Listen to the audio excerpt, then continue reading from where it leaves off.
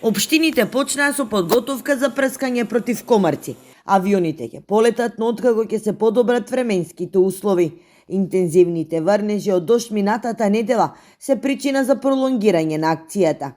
Свети Никола е една од ретките општини каде што третирање од воздух ова лето ќе се изврши дури 6 пати. Се работи за мали авиони и тие може доста ниско да летат на земјата.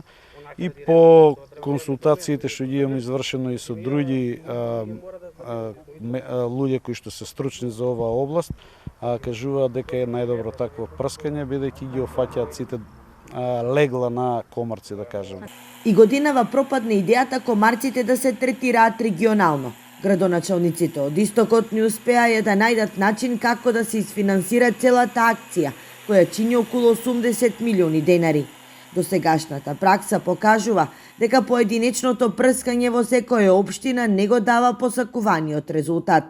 Затоа апелиравме до надлежните, до централната власт, да се вклучи во оваа постапка, да сите региони и сите локални самоуправи кои што не се ликвидни, кои што не имаат поголеми површини, да бидат изфинансирани преку ресорните министерства, за да имаме ефект од постапката за прскање и третирање против комарци и ларвициди.